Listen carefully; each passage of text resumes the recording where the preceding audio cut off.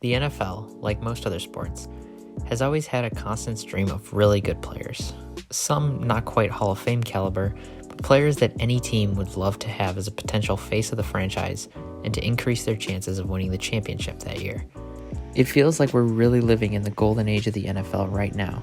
We've had the privilege to watch elite players like Tom Brady, Peyton Manning, Drew Brees, Adrian Peterson, Calvin Johnson, Aaron Donald, the Watt brothers, Michael Strahan, Tony Gonzalez, and many, many more.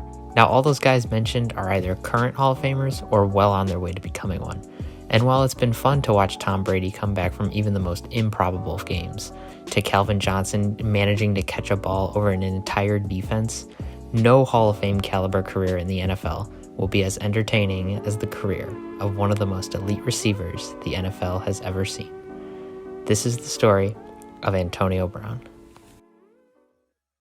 Antonio Brown was drafted by the Pittsburgh Steelers in 2010. He was selected in the 6th round of the draft. When choosing his number, Brown decided on the number 84, as in 8 times 4 equals 32, meaning the 32 teams, including the Steelers, that passed on him multiple times in the draft. Being a 6th round pick, Brown wasn't likely to see major playing time, especially behind the already stacked wide receiver core the Steelers had, consisting of Hines Ward, Emmanuel Sanders, Antoine Randall L., and Mike Wallace. Instead, Brown was primarily used as the kick and punt returner for the team. At the end of the season, Brown amassed 16 catches for 167 yards. The Steelers, however, were on their way to the Super Bowl, in which they would end up losing to the Packers and giving Aaron Rodgers his first Super Bowl ring. In the next couple of years, Antonio Brown received a promotion to starting wide receiver, and it wasn't until 2012 when Brown signed a 5-year, $42.5 million extension with the Steelers, and in turn, the franchise shifted their trust towards AB as their guy, as opposed to fellow wide receiver Mike Wallace. In 2013, Mike Wallace left the Steelers, and subsequently started Antonio Brown's Hall of Fame-worthy career. Roethlisberger gonna go deep. Antonio Brown. From the 10, Roethlisberger throwing end zone. Antonio Brown, spectacular catch. Roethlisberger's not gonna throw a fade in the corner, and Brown is there for the touchdown. And this one down the sideline for Brown. He's got it. He's got another. Touchdown Steelers. Brown finished the 2013 season with 110 receptions for 1,499 yards and 8 touchdowns. He was also selected to the Pro Bowl and was a member of the AP First Team All-Pro. Brown's career began to flourish. It seemed as though the Steelers made the right choice choosing Brown over Mike Wallace. The Steelers organization and fans of the black and gold knew that AB was going to be the number 1 target in Pittsburgh for a long, long time. In 2015, however, the entire trajectory of Antonio Brown's career may have been altered entirely by just one play. Roethlisberger from the pocket, middle of the field, incomplete. First look, a flag does come in. Went to the head. Lewis Harris is going to be flagged for this on the hit on Antonio Brown, and it's going to put the Steelers in field goal range. In the 2015 wildcard game against the division rival Cincinnati Bengals, Antonio Brown was hit hard by Bengals linebacker Vontaze Burfict, a notoriously dirty player. Brown left the game with a concussion, and the Steelers, benefiting from 2 unsportsmanlike conduct penalties, would end up winning the game.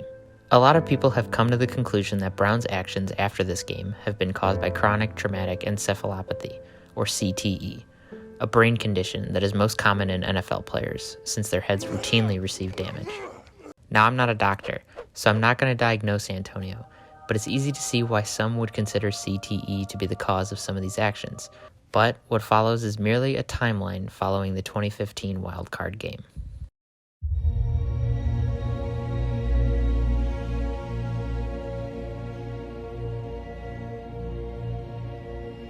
In 2016, Antonio Brown posted a Facebook Live video after the AFC divisional playoff game, violating NFL policy.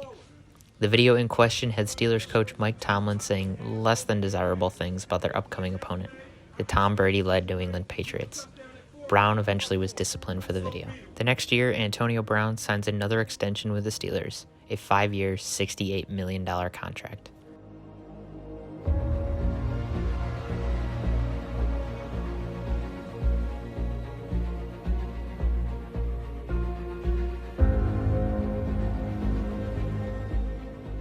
After being upset for not being targeted, Antonio Brown throws a Gatorade cooler on the sidelines in a fit of rage.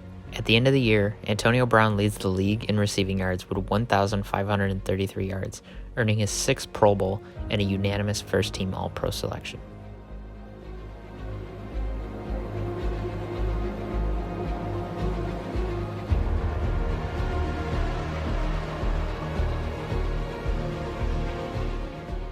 Just hours before a game, Antonio Brown is pulled over for going over 100 miles per hour on McKnight Road. Antonio Brown then begins to skip practice, and reports surface that AB trashed a condo and threw furniture outside of a building of the 14th floor, almost hitting several people, most notably a child. After all that, and a few qualms in practice with quarterback Ben Roethlisberger, Antonio Brown is ineligible to play for the Steelers in Week 17, and following that season, Brown requests a trade.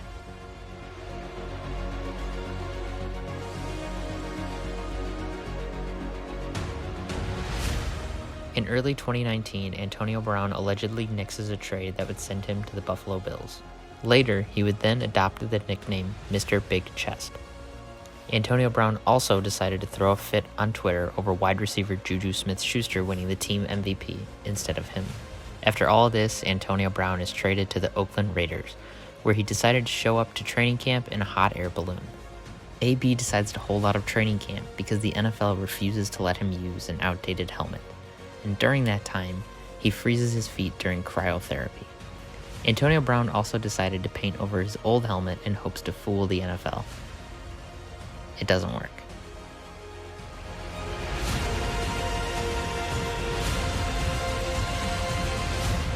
AB then shows up to camp with a new helmet and received fines by the Raiders for not attending camp. Following this, Antonio Brown tries to fight Raiders GM Mike Mayock, calling him a cracker, and is held back by none other than new teammate Vontaze Burfict. AB tells Mayock, "Fine me for that." He was fined for that.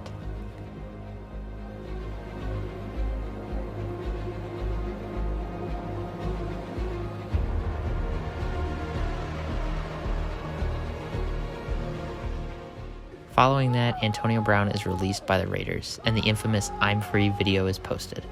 Later, Antonio Brown signs with the New England Patriots, and among sexual assault allegations against Brown coming to surface, AB is released by the Patriots after only playing one game for them. Antonio Brown then decides to retire from the NFL and goes back to college, where he tries to get help for his homework via Twitter.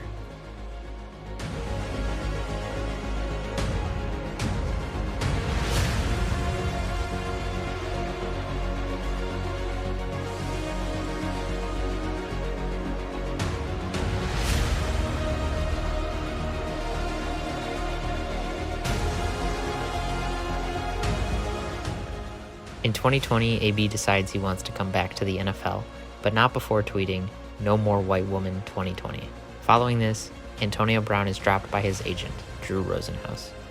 The NFL announces an 8-game suspension for Brown, and following the suspension, Antonio Brown comes back to the NFL, signing with the Tampa Bay Buccaneers and reuniting with Tom Brady. The Buccaneers go on to win Super Bowl 55.